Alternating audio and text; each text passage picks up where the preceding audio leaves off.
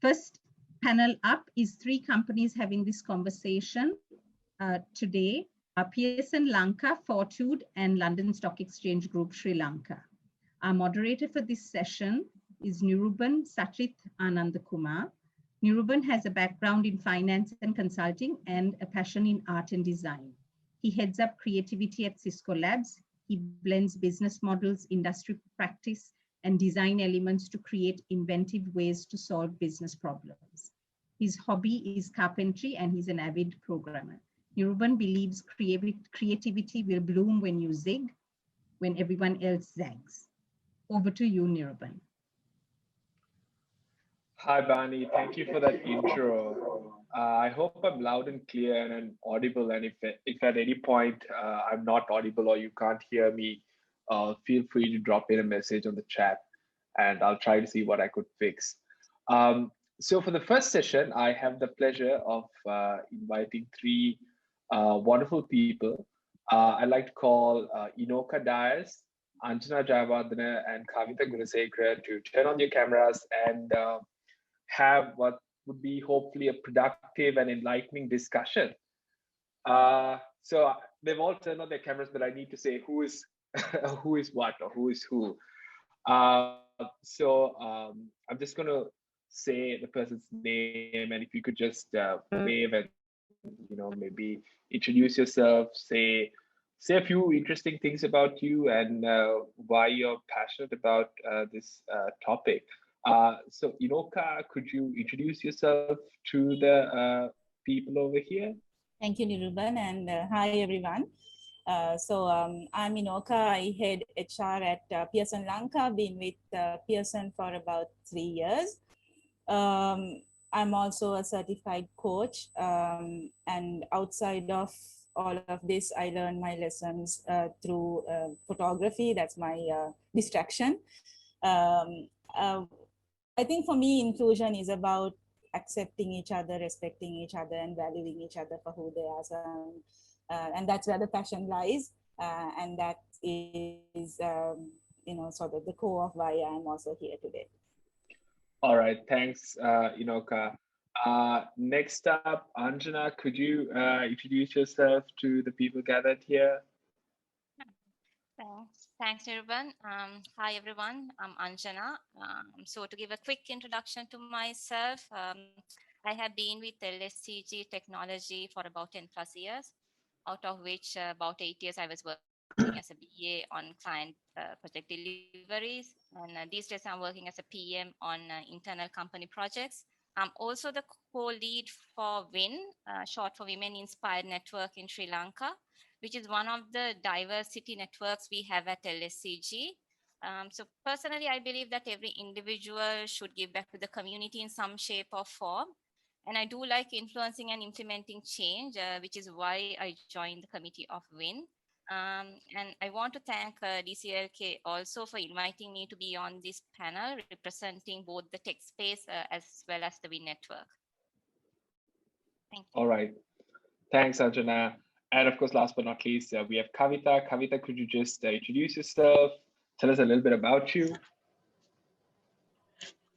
Hi, everyone. I'm Kavitha. Thanks so much for having me on the discussion today.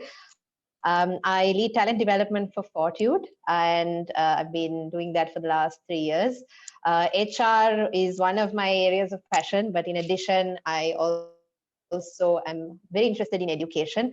This time last year, just as we were getting into the pandemic, I co-founded Storyland SL, which aims to reach out through social media to youngsters learning in at various age groups. On your question of why diversity interests me, Niruban, I think personally for me, my mom is from the north of the country. My father is from the south of the country. They were married in 1977, and I was born in the UAE and spent most of my life there. And my first language was actually Arabic. So diversity for me has very personal roots, and I think that's what drove me to be a part of the campaign here at Fortude as well. That's interesting. that you know Arabic and that you would have learned Arabic before, whatever the Sri Lankan equivalent of that is. But that's an interesting story, actually. And actually, I never really. Thank you. Thanks. I just realized I never shared about why, personally, for me, this whole area is quite interesting. And the reason is, I've like anything good and anything creative can only come out of if you have different viewpoints to get. If everyone thought about a problem in one given way, we'd all be wearing black, or we'd all be thinking very similar, and we won't have any of the things that we have today. So I think it's very important to have different viewpoints and different ways of looking at a given problem. And that's personally why I was drawn to this initiative, and to see how we sort of, probably you have collectively, the three of you have a lot of knowledge that you want to share with everyone over here. And I'm going to try my best to sort of bring that out and facilitate how we can take that out.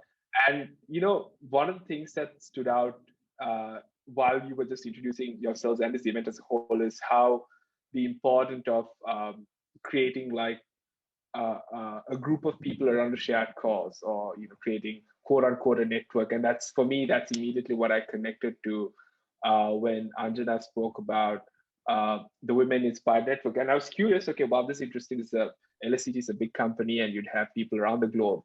I'm curious to know how, just to sort of kick off this discussion, what this Women Inspired Network is and how it operates. What are you trying to achieve through that? And maybe there's something that we could pick up from there and try to apply it to our context, to a larger context that's across the companies. Anjana, could you just tell me about it? How does this work? Sure, Niruban. So the Women Inspired Network is part of the broader diversity and inclusion programs and networks we have at LSEG. So we have many. WIN is just one. But WIN is created with the intention of inspiring and empowering and even grooming the female talent in the industry and in the company, and also to improve gender diversity within the company as well, especially on the tech roles and in leadership roles. To give you a bit about the history of WIN, it was introduced to Sri Lanka about 3 to 4 years ago. And in the first couple of years, the network operated very informally and with limited involvement from staff. I must admit, I was one of those inactive members back then, observing from a distance, joining the occasional meeting, trying to see if the network was concept-oriented or result-oriented, right? And it took some time and effort to get things going and to get some traction because some of the topics that we talk about, I feel, can be a little challenging and difficult. And also, one of the things, one of the challenges that we have is, some people don't think that diversity is a priority to be addressed at this point in time. They always think, there are other bigger and better causes. So yeah, people needed to get to a place where they were able to understand and sort of accept the importance of gender diversity.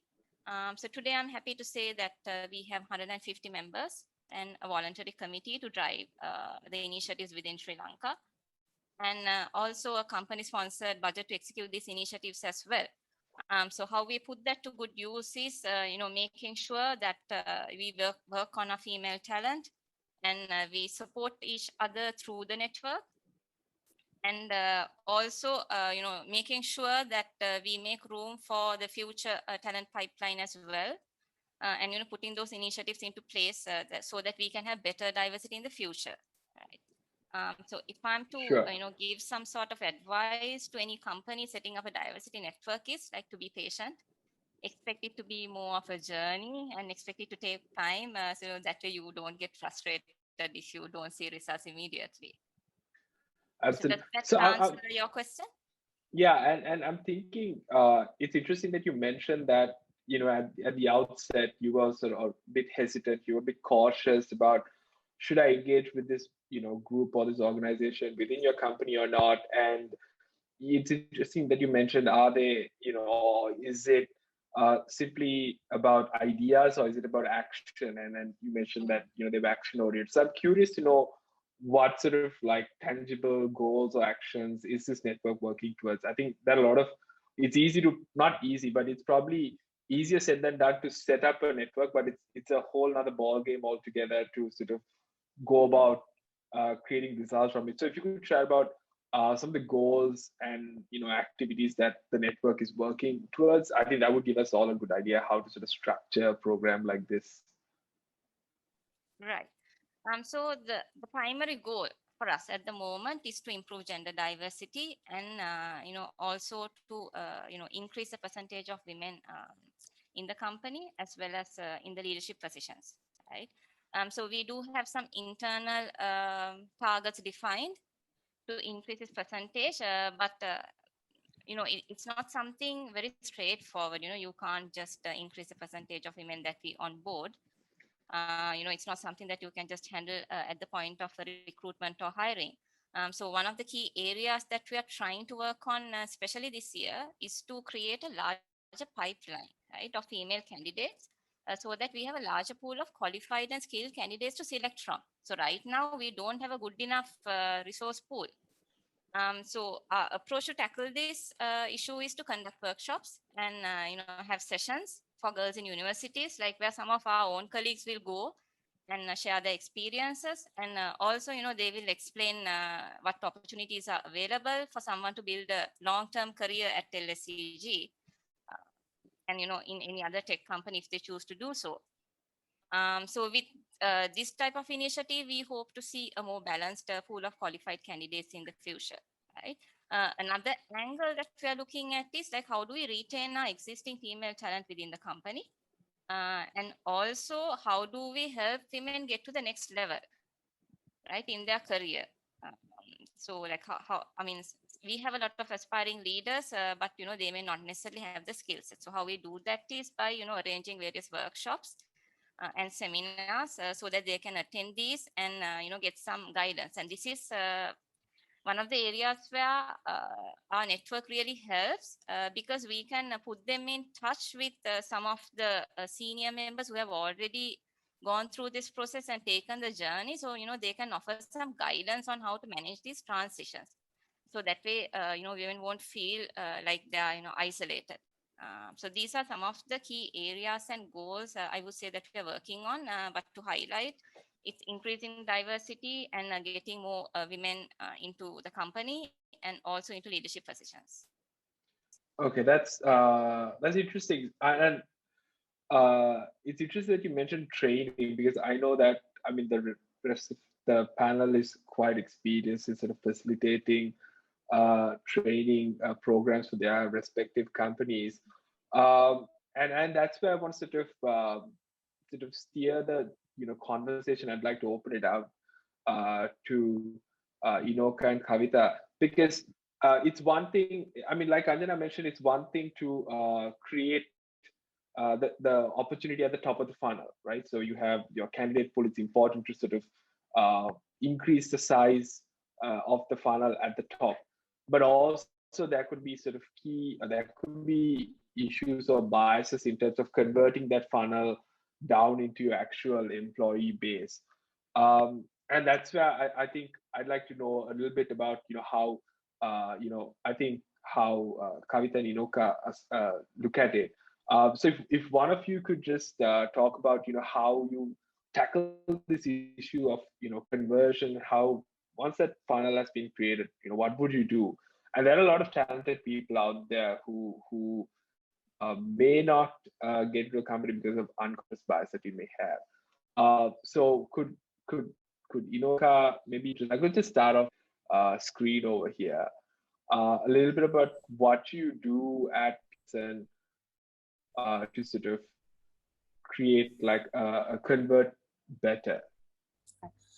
So I think, Niruban, what I have learned through my experience of Pearson is Pearson really does it well being in the education business. So learning is at the heart. So if I break it up, how I see it personally is two aspects. One is you can't solve the problem by just segmenting a population like employees and training them. So if I segment it, it's two aspects. One is going to society and to communities, and that's what learning does. So that's something I think it's ingrained in Pearson's existence. Like if you, only if you sort of, you can transform lives and thoughts and societies only through learning. So I think one aspect, one thing that is to society, go to schools, to consumers, to parents, to children, and everything that content that we've created has aspects of diversity, inclusivity, and equity embedded into them in various ways. Our products are accessible across anywhere, right? And that brings it back to the office, to work. And I think in terms of an organization, I think a lot of organizations have this. So we have, our employees have access to online learning resources, and there are actually about 20 topics on diversity and inclusion, which are accessible to anybody.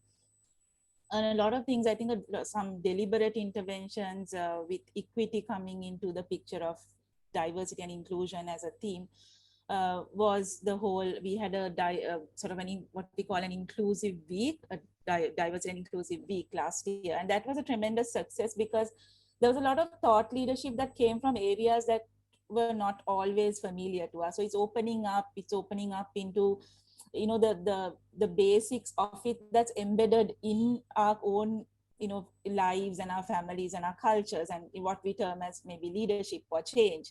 Everything is inbuilt into that. In terms of training, there's every accessibility. I mean, things like, Harvard mentor programs, which has diversity leadership. It has, cultural diversity. So we have something called Culture Wizard, where because we work across culture, so it's important to know how we relate to somebody else. And what do you do if you go on sort of an assignment somewhere? So various aspects, there's so much inbuilt into it. And I think we also have forums which helps you learn from and build from each other. And that's something I have seen work well at Pearson. So we have about 20 global advocates who go and advocate the principles of diversity and inclusion and equity at Pearson. And we have we have about 10 what we call employee resource groups. So anyone can also form a resource group. And these LGBTQI, women in technology, women in leadership. So there are multiple, and groups get together, and there's a lot of knowledge sharing and thought sharing around that. So I think that also lays a space for learning and development with outside of core training programs. Sure. And that's where, so I want to branch off into two questions from there. Firstly, you mentioned an interesting word over there. So it's, equality and also equity. And I know what equity means from a financial standpoint, but in this context, could you just talk a little bit about what equity means? I think it's important that we know that. Yeah, so equity means giving access to facilities, or giving access to facilities, training, whatever that we do, or services to everybody. So each one might access it in different ways. So equality, how we see it is, equality is giving the same thing to everybody. Equity is making it accessible to everybody, whoever you are, wherever you are from, whatever you may do. And I think that's it's a very deep direction to take when embedding things like inclusion. No, absolutely. That's a very important point. I remember that was a image or an analogy I saw where equality means, giving everyone the same amount of effort. So someone who might naturally have an advantage would also, naturally hence might have a steeper advantage. But equity is sort of balancing things out so that everyone has a sort of, not the right word, but equal chance or equally accessible to that same opportunity. And that's interesting because I'm curious to know how that would work, especially with people with different impediments or accessibility impairments or things like that.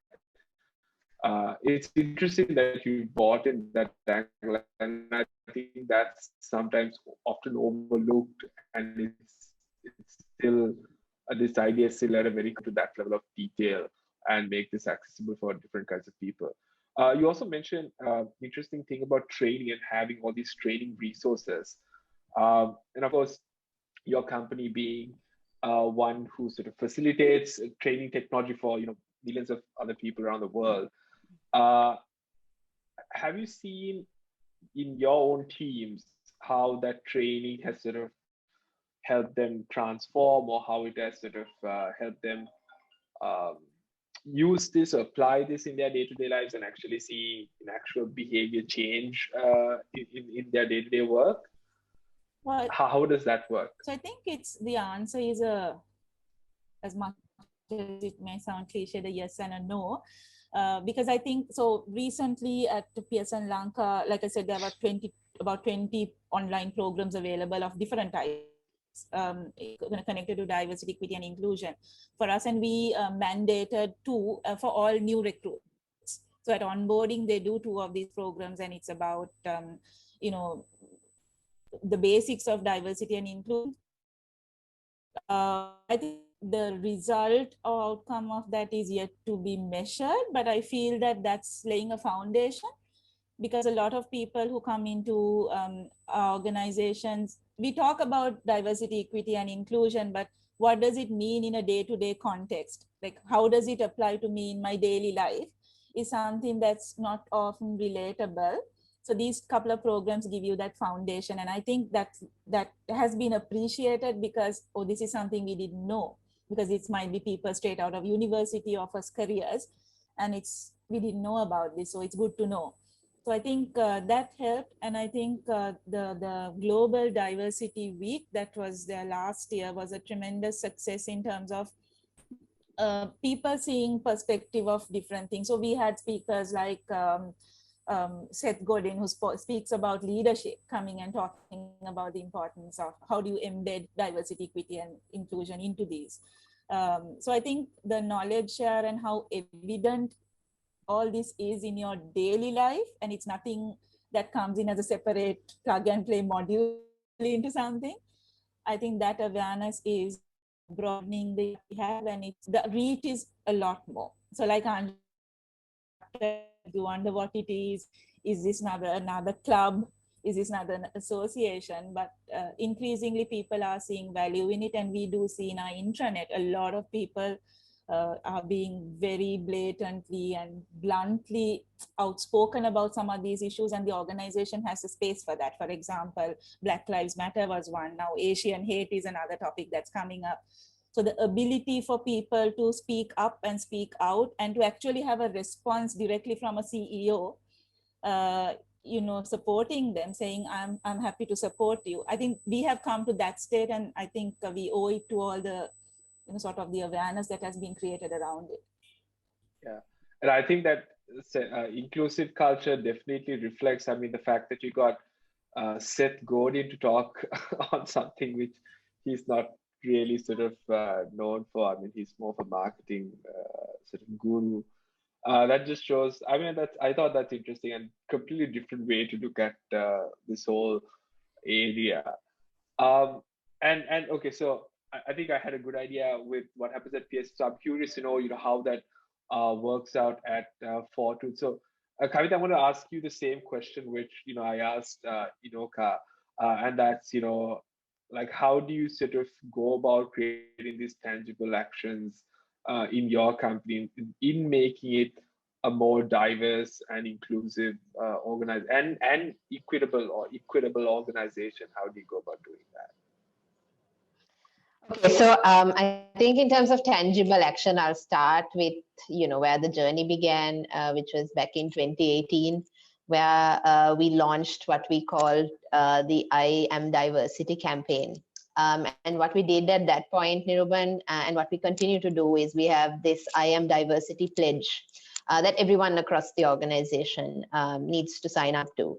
And within that, where we talk about the different angles of diversity, be it sexual orientation, be it gender, be it age, be it culture. We went into embedding the unconscious bias training into our interview skills training for all our hiring managers. And that was important for us because we set we set one very clear target. I think while there are several different angles of diversity in this region, there are, I think the easiest to measure is gender. And as a result, we set a target for gender diversity in the organization. And so along with that, we started a series of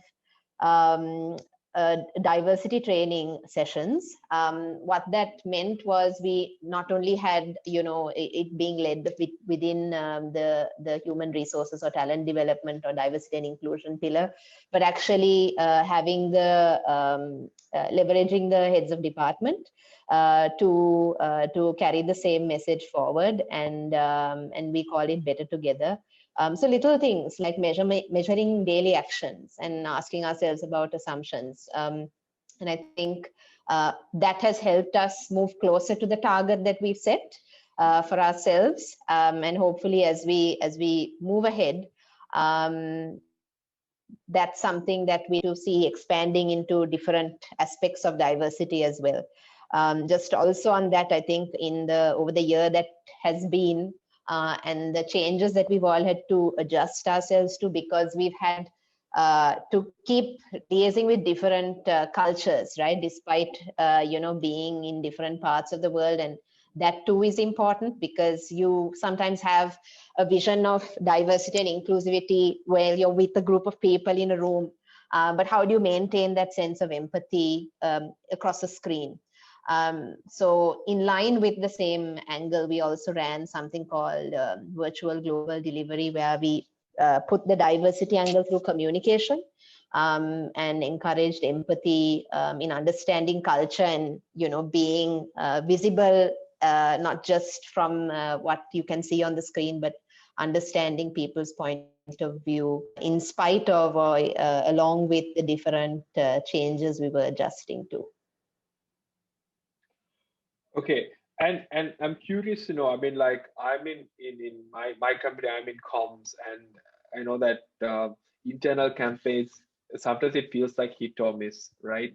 The moment you get an email saying corporate communication, that's it, it goes, I think that sometimes it goes straight to the junk box. So I'm curious to know how IAM diversity, how, like, some of the learnings maybe you could give on how that rolled out, how did you actually ingrain it to be part of, something that people actually would take up in their day-to-day lives?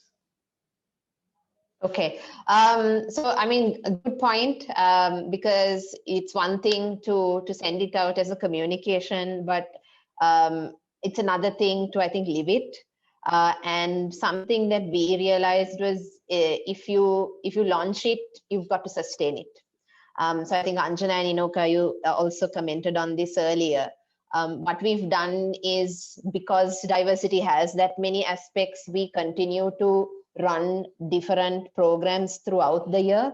Apart from the training per se, we have what we call a note from the D&I team, which is either an introduction to culture or a brief about a festival that is celebrated in one of the regions where our offices are. Or a little bit of an understanding of, one particular way of life through a different lens, perhaps. So that's something that we run almost monthly. And that is an eye-opener quite often. And we get our teams involved, delivery teams involved in letting us know what those facts should be. I think the other angle as well, Niruban, is we've got, unconscious bias is something that it's called unconscious bias for a reason. And so we've kept repeating those sessions that we've had.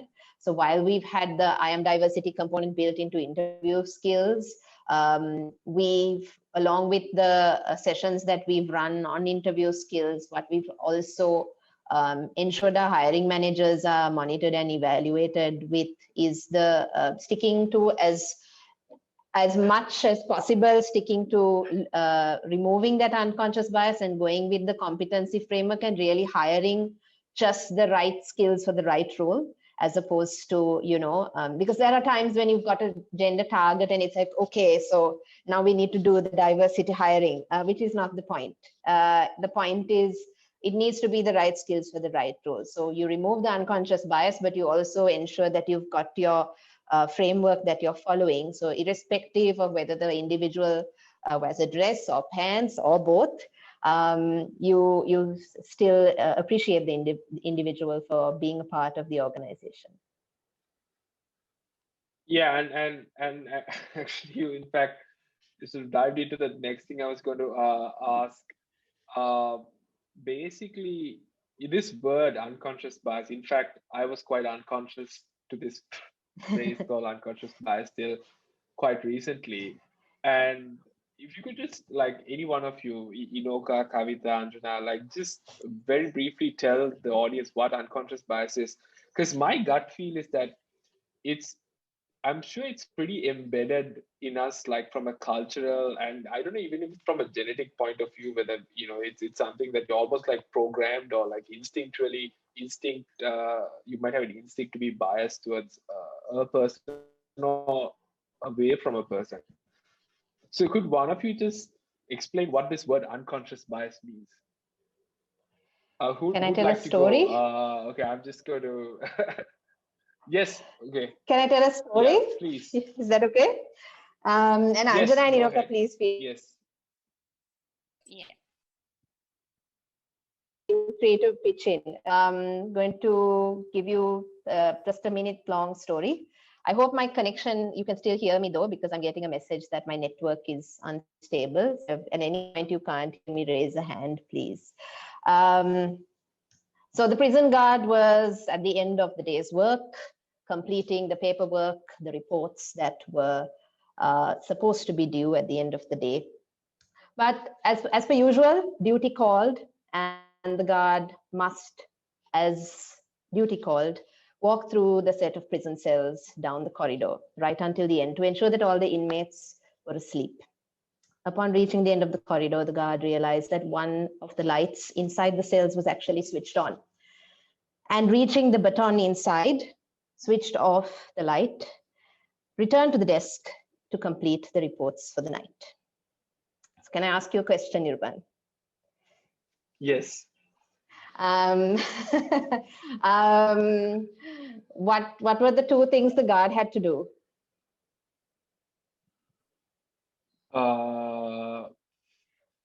Okay, I'm a bit. I'm wondering if it's a trick question. No, it's make not. sure that.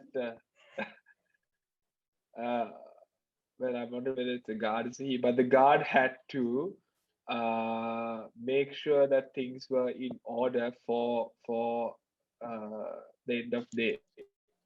Yeah, so basically reports and lights out, right? But it's interesting that you said it's a trick question, because I think your first response, your instinct was different from your second one, where you said he had to switch off so he had to take care of things at the end of the day. So this is part of our diversity training program, this story actually, right? How many of us actually imagined a female prison guard and female inmates? I know this is like an extreme, story or an example, but that's what unconscious bias does. It creates images, it creates stereotypes for us, and it's not intentionally done. It's the, the environment that we grow up in. It's the movies we watch, it's the books we read, it's the experiences of people around us. So, I mean, that was just my take on it. Yeah. Yeah, Kavitha, I feel like we tend I think that's a very colorful. Sorry. So I feel like we tend to interpret things from our own definitions and experiences. But what we should try to always do is train our minds to look beyond somebody's like typical job description or their personality or personal life or gender, and think about just that contribution the person brings in.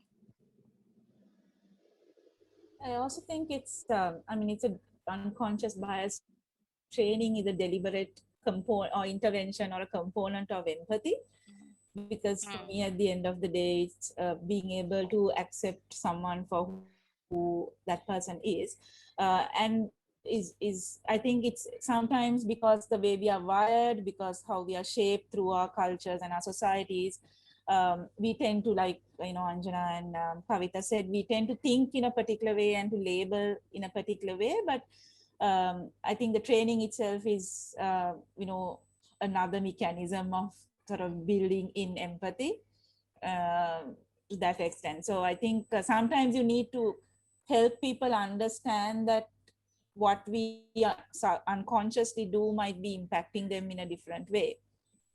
And I think making that deliberate intervention is important. But I also feel making it, sort of easy to understand, and the example that Kavitha gave. So with real life examples, that helps, because we very unconsciously say things that might be hurtful or might, be rejected.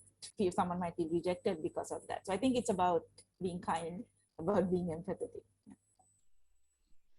Sure.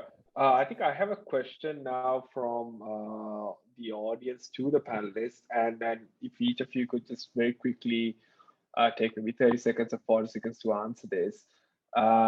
That's basically how involved is the senior leadership or the executive leadership of your companies involved or vested in diversity and inclusion? Not letting it be some sort of an item in the long checklist which one function or one department has to do and they sort of farm it off, or is it how involved is the executive leadership of your respective companies? How involved are they in this cause and vested in this?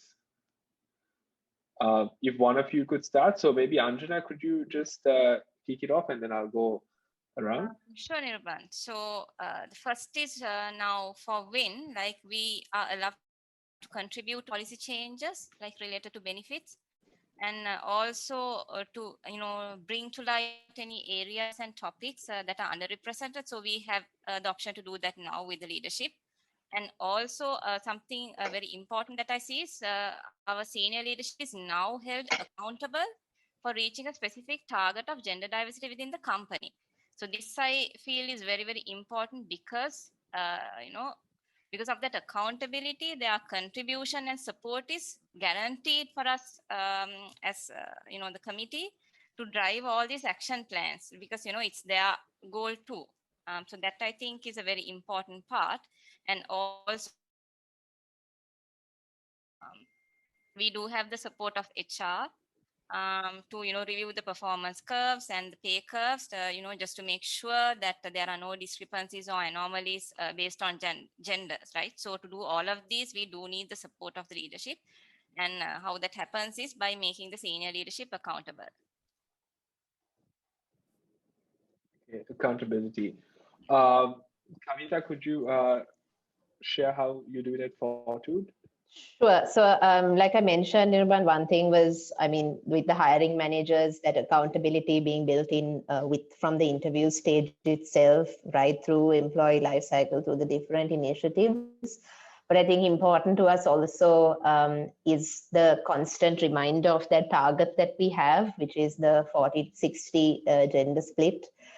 And we are getting closer, but that back in 2018 when we started, as well as all the yearly events that we have, it is the leadership who announces or reminds or gives that, resets that goal and motivates to work. From your managing director, and you hear it from someone, and you know that you have that. It makes it easier to follow through on and hold yourself accountable to it. Yeah. Inoka? So for us, I think it's very similar to what Anjana and Kavitha said.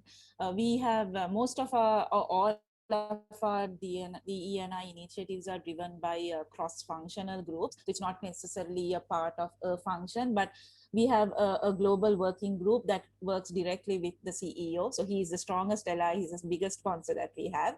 And that, I think that spirit cascades throughout. So locally, he's here at this event.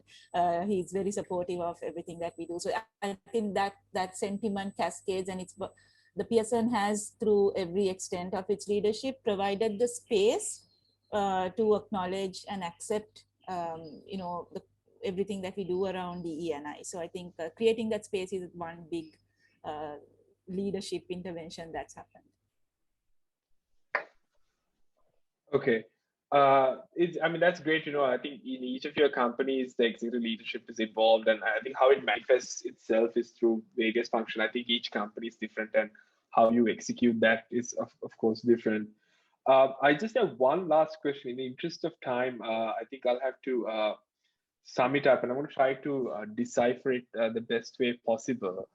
Well, and essentially the question is asking is, do you think, as opposed to, this first disclaimer is that, like Kavitha mentioned, gender is of course the easiest aspect of diversity to measure, whereas it's multifaceted, and then that we're not negating that. But I think the question is specific to gender, but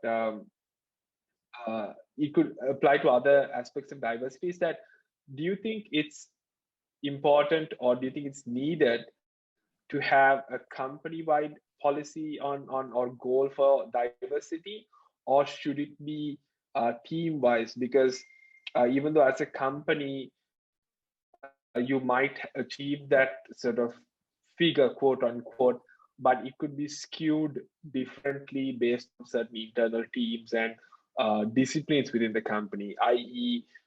Function A has more of gender A and function B has more of gender B. So do you think it needs to be at a company level, or do you think it needs to like trickle down to department level? If one of you could answer, that would be great. I think it needs to trickle down to department level. Now, for example, if you take LSEG, right? So you have two, main companies under LSEG in Sri Lanka. So overall, if you look at, diversity, like we have around 50% of women, right? Which is good. But if you, trickle down one step further, if you look at the tech side, it's only like 28 to 30% of women. So we do know that we can, make some sort of improvements. So it's important to sort of measure and work towards that at least, halfway through. And I'm guessing that, I think Kavitha and Inoka could agree with that sentiment, that it needs to trickle down, or how does it work? I feel that metrics or measures depend. You can't apply it like a spread. You can't spread it out. Like what applies to one business, or what applies to say Pearson, and one business of Pearson may not apply to LSEG or to Fortude. So you need to find out what works for you, what you want to measure, and why. What are you expecting as an outcome? And I think that's what we practice at Pearson as well, because in certain geographies or in certain locations, encouraging a number to be recruited becomes important for certain reasons. In another part, it's more about encouraging different ethnicities. So you need to find out what works for your business, because it's inclusion at the end of it. So it's a consolidation of all of these that makes your organization inclusive. So I think find what works for you. Okay. Agreed. And I have one just more question. to add on there. Sorry, just to add on there, just very, I'll keep it short. Make sure that you don't lose the numbers as you go up the different designations and roles. Yeah, absolutely. And I think one last question before my clock ticks to 0. What they're asking is, the question is basically, that it's one thing to have measurable, tangible, qualitative goals to work towards as a company. And then do you think there's a need, or do you sense that there's emotionally the employees feel that this is something to work towards and how do you go about doing that? So if one of you could very quickly answer that at a grassroots level, how do you create that change? Maybe I'll attempt it. I think it's different interventions. It's not particularly anything related to say DE&I or a particular. I think it's a consolidated effort. So every employee pulse check has this one question. Do you feel you can be yourself in this company? So if a majority of your employees answer that positively, I think whatever you're doing has worked well. And I think it's a consolidated number of things that come together to make it that. And of course, those will need to be deliberate. Okay. Got it. All right. Kavitha, you want to say something? Just very quickly, I agree with Inoka, and also as if get your employees involved and make sure that they feel the change. The ideas that work best when it comes from the teams themselves.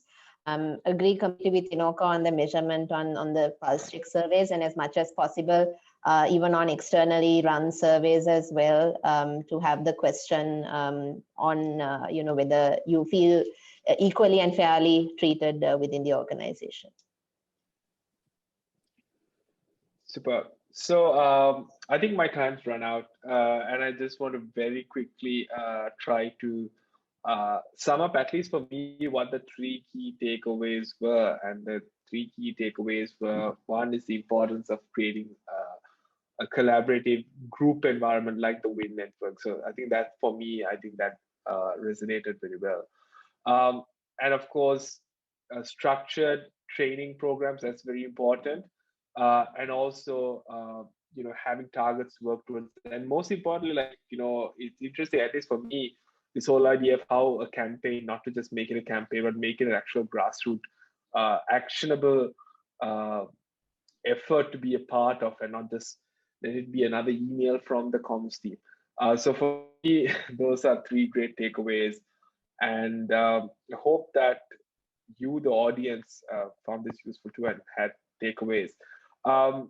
If the audience want to reach out to you, what would be the best place on the internet to reach out to you? Would it be on your LinkedIn or Twitter? If you could just very quickly say what would be the best way to reach out to you if they have questions or want to connect with you after this. If it's social media, I think LinkedIn for me. Okay. Likewise. LinkedIn for me too. Okay, and Yeah, same for me as well. all right, so you can contact Inoka, Kavitha, or Anjana on LinkedIn if you want to know more about what they do in their companies, how you could sort of use and apply some of that in your own companies as well. And that's it from me. So thank you very much, everyone. Thank you, Inoka. Thank you, Kavitha. Thank you, Anjana, for your time. And thank you, DCLK, for organizing this extremely informative and useful webinar. All right, Barney, over to you. Thank you, Niruban. Thank you, panelists also.